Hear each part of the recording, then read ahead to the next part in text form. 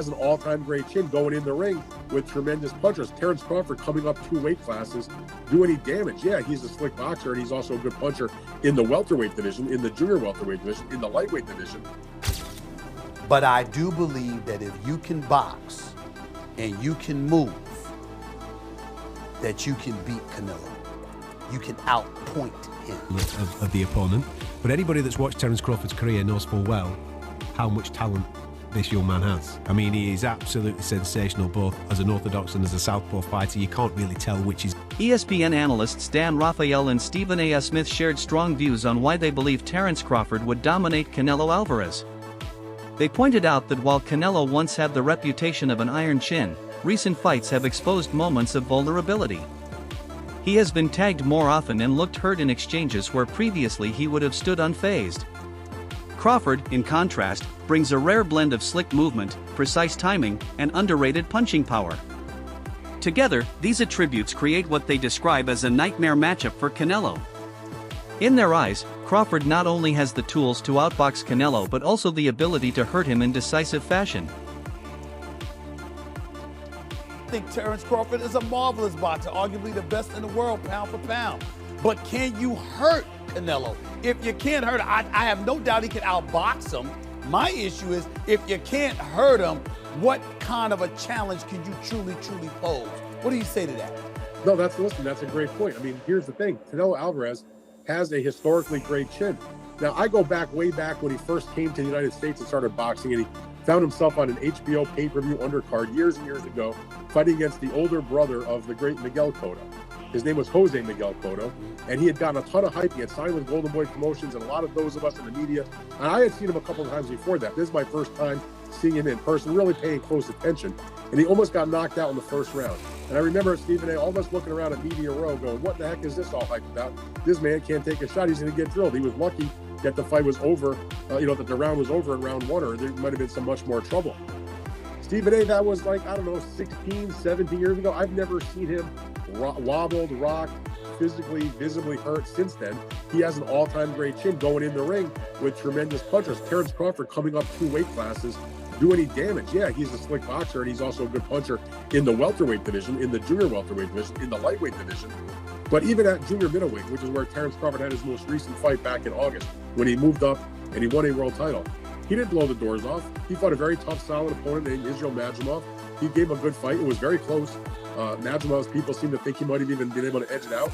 But if you can't hurt an Israel Madrimov at 154, Stephen A. Smith doubled down with a bold and uncompromising take. At 168. So he openly declared that his faith lies entirely with Crawford, leaving no hesitation about where his allegiance stands. For Smith, the difference isn't just Crawford's technical brilliance but also the hunger that fuels him. Stephen A. Smith he stressed that Crawford's mindset, his relentless determination to prove himself, will be as important as his boxing skills. Without hesitation, according to Smith, ambition paired with discipline often tilts the balance in mega fights.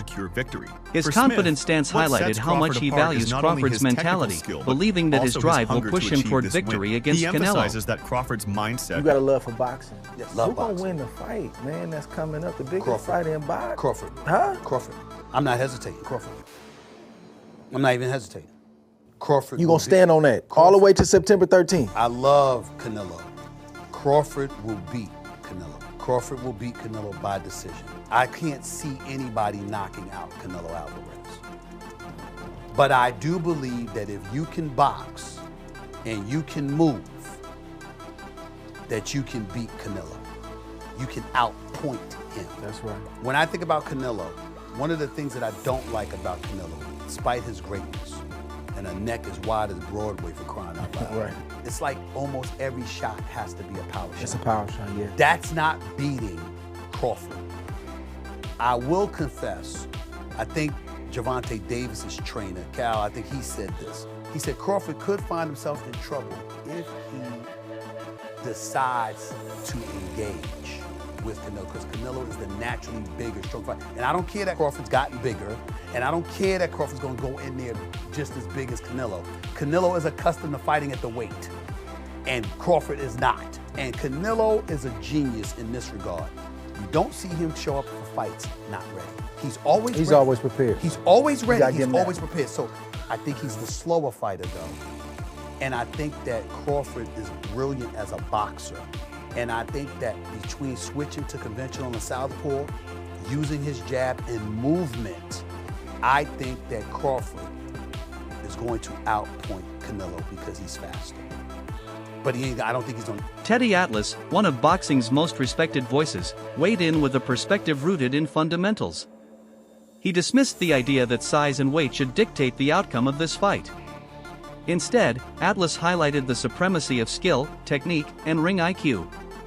In his breakdown, Crawford's arsenal of timing, adaptability, and technical mastery overshadows Canelo's physical advantages.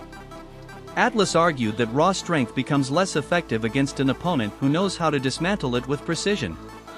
His analysis reinforced the classic truth in boxing: great skill often neutralizes size, flipping the script in matchups where power is expected to dominate.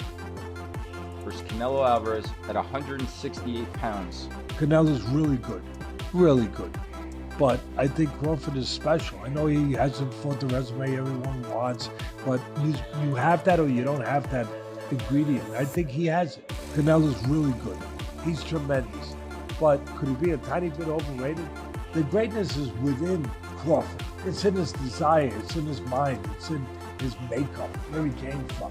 I know he's moved up in weight class, can carry it, but those intangibles, I believe. Al Bernstein offered another crucial angle by spotlighting Crawford's unpredictability. Unlike fighters who rely on a fixed style, Crawford thrives on adjustments. He can adapt mid-fight, creating a puzzle that opponents constantly struggle to solve. Against someone like Canelo, whose strength lies in timing and counterpunching, unpredictability becomes a dangerous weapon. Bernstein further noted Crawford's ability to switch seamlessly between orthodox and southpaw, making him even harder to read. This versatility means Canelo could be left guessing, vulnerable to attacks he cannot anticipate.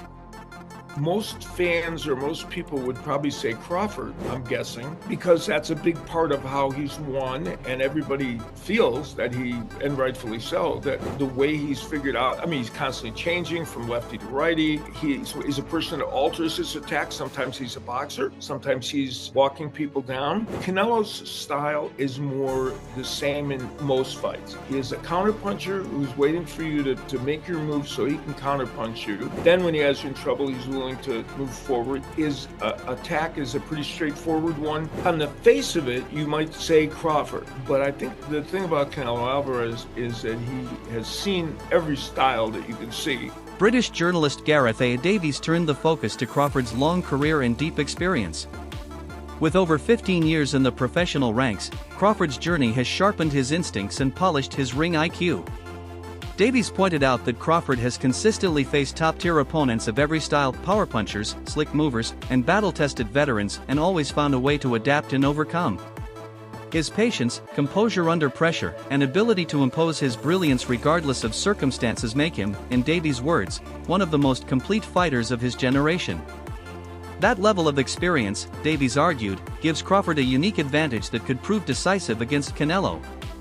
The levels that he's gone through, the weights that he's gone through, and the opponents that he has been in with. He's come up short against a couple, but he's come through some big challenges as well through his, 65, 66 professional bouts since he was 15 years of age. There's no doubt that this is the biggest test of Terence Crawford's career, not only because of the weight step up, but also because of the level of the opponent.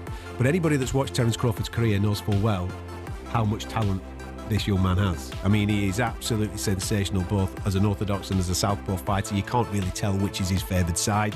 He's that good. The angles that he creates, and the way that he not only dissects people, but the way that he puts his foot down when he gets somebody hurt is he's spiteful. He's truly impressive. But what he also does, and this is where I think people are making the mistake with the fight with Israel Madrimov last summer in Los Angeles, was that Terence doesn't mind doing enough to win.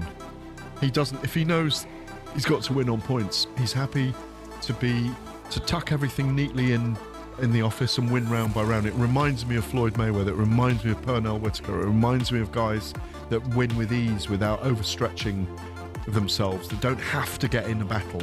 But when he's got someone hurt, as you rightly say, he's spiteful. I'm not sure he'll get Canelo hurt in this fight, but if his timing and his movement are on, the slightly slowed Canelo, who likes to load up these days, could find himself frustrated by Terence Crawford. Yeah, and there's also the aspect of when he is behind. I mean, we've all seen that famous clip where he's fighting Sean Porter. Somebody sells him ringside. They've got him down on the cards. He goes through the gears and stops Sean Porter in the very next round.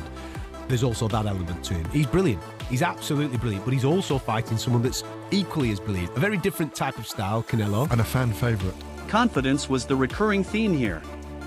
Analysts referenced how Crawford's sparring sessions and training camps have left lasting impressions on coaches, fighters, and insiders. Stories from behind closed doors suggest that Crawford consistently dominates, reinforcing the idea that he is always prepared and never careless. This consistency fuels an unshakable self-belief. For Crawford, confidence isn't arrogance, it's the product of years of discipline and proof in the gym. That mental edge, the certainty that he can outthink and outperform anyone, will be a major factor against Canelo. So confident. He's so confident that he's about to become undisputed. Listen, 2 weeks to go, less than 2 weeks to go now. What? We're talking about 12 days. 12 days. What can we expect from this unbelievable showdown? Listen, the build-up has been absolutely incredible. When you talk about the sparring stories, when you talk about the unbelievable rumors that we've been hearing for the past 10 to 12 weeks, will but Crawford's power carry? Will Canelo age overnight? So many questions that we have when it comes to this unbelievable fight. But not too long to go, ladies and gentlemen. We are about to find out the truth. We are about to find out who's truly the greatest of this era. And let me tell you this. I said this in most of my videos so far. The more I watch Bud Crawford and the more I watch Canelo Alvarez tape, the more my appreciation for both men increases. Listen, Canelo is the greatest pressure/counter puncher in history when he puts both together. And Crawford is the most dynamic fighters my eyes ever saw. Ever saw. Now, listen to this. The moment this fight got announced, we didn't know the things that we know now. We didn't know about their sparring partners. We didn't know about the shape that they were gonna come in. Comedian and passionate boxing follower Aries Spears gave his take with a historical twist. He compared this matchup to decades of legendary clashes between Mexican warriors and American technicians. In many of those fights, the American fighter's speed, defense, and rhythm control proved the difference. Spears acknowledged Canelo's greatness and completeness as a fighter but suggested this fight continues that long tradition of contrasting styles. In his eyes, Crawford's timing, defense, and ability to dictate rhythm may once again tilt the balance toward the American side. Take a top-notch Hispanic fighter, put him against a top-notch black fighter, the black dude usually edges him out. And I'm not trying to be disrespectful to the Latino fighters, because look at the greats. De La Hoya, motherfucking Roberto Duran, Arguello, Felix Trinidad, what's my man's name? Chavez. Huh? So there have been legends, but 9 times out of 10, when the top Mexican legend takes on the top black legend, the black dude wins. Boxing and basketball is just something that niggas just, we got that wop that just, we edge you out. Duran lost to Hagler. He got knocked out so viciously by Hearns. The rumor is he's still waking up today. He lost he did the no mas with Leonard. Yeah, no, I've been hanging out with Sugar Ray Leonard recently. We talked about that whole situation. De La Hoya lost to Floyd. He lost to Bernard. He lost to Sugar Shane Mosley. Usually the black fighters edge out the Latinos when it come down to it. So basically you're saying Crawford's gonna win because he's black. I'm saying he's gonna win because he's got skills. But that black component, that's that extra juice. That's that extra juice? I mean, look. It's like the Batmobile when it's going fast, and then he hits the nitro button, and the flame shoots out of the back of the car and takes it to another level. Black dudes have the nitro swing. On the other side, Canelo Alvarez projected his usual self-assurance. He made it clear he does not need validation from analysts or fans to confirm his greatness. For him, his record of victories against elite competition speaks for itself. Canelo's confidence comes from years at the top of the sport, and he presents himself as a fighter already established at the pinnacle. Yet, this highlights the contrasting mentalities. Crawford is still chasing a defining legacy win, while Canelo believes he is already cemented as one of the greats. Know you're gonna have, right? They can't deny you anymore. I don't know, but I don't give a fuck. So, I feel that I'm the best, and that's it. I don't focus on if the people say or put me in the first position, I'm the best. I feel I'm the best. I'm doing it because I love boxing. I call Canelo out because, like I said, he the last great fighter amongst the era that surpassed us. This is my mega fight. This is my moment. You didn't have much interest in this Crawford fight. You were saying that there wasn't much in it for you, and you pointed out that people will say that he was too small. What changed? I think he's one of the best fighters for more fun. No, he accomplished a lot of things too. Mexican with the American fighter is always big. When he fights you at Allegiant Stadium, I imagine it's going to be, 55,000 plus. Sean Porter offered perhaps the strongest endorsement of Crawford's chances. He spoke with conviction that Crawford's preparation and focus are operating on a historic level. Porter believes Crawford will enter the ring with a specifically tailored strategy to dismantle Canelo's style. He pointed to Crawford's speed, impeccable timing, and disciplined execution as the decisive weapons. In Porter's view, Crawford could deliver a performance so complete that it redefines expectations in modern boxing.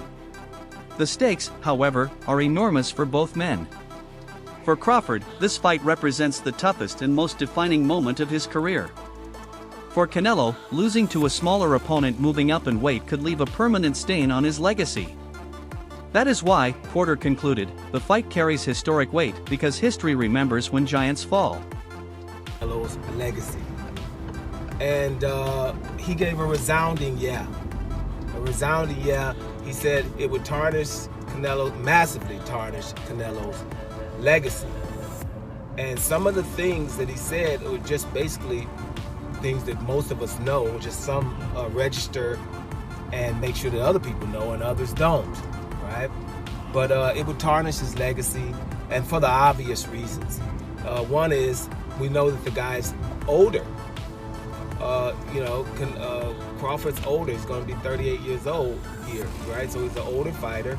He's an active fighter, right? And most of the time, these are things that, make people say that people are going to lose. Man, he's inactive. So he's pretty inactive, hasn't fought in a year, hasn't fought more than once a year in 3 to 4 years, maybe even 5 years. And also, he's coming up in weight. Showbiz the Adult, a respected boxing analyst, provided a balanced outlook. He highlighted how Canelo has built his career on toughness, strength, and the ability to break opponents down with precision counters and relentless pressure. His durability and trap setting make him dangerous to anyone. But Showbiz also noted that Crawford's wrestling background gives him rare qualities of balance, anticipation, and control. When combined with his sharp boxing IQ, these traits form a unique edge that could trouble even a fighter as seasoned as Canelo. His legs, he uses his core, and then his neck itself to lift up Bivol like Bivol was a featherweight. That is a huge representation of how strong Canelo is. When you look at his workouts, you can tell why he was able to do that. All these damn neck exercises that I wouldn't dare do. Okay, that stuff looks painful. The squatting and all that stuff that he's doing is exactly why Canelo Alvarez, honestly, is a strong fighter. He tried to do it again with William Skull. William Skull shook out of it, but he is a bull. Listen, Terence Bud Crawford is strong. He is, okay? And he understands leverage, and he understands those things because he wrestled. Honestly, very true.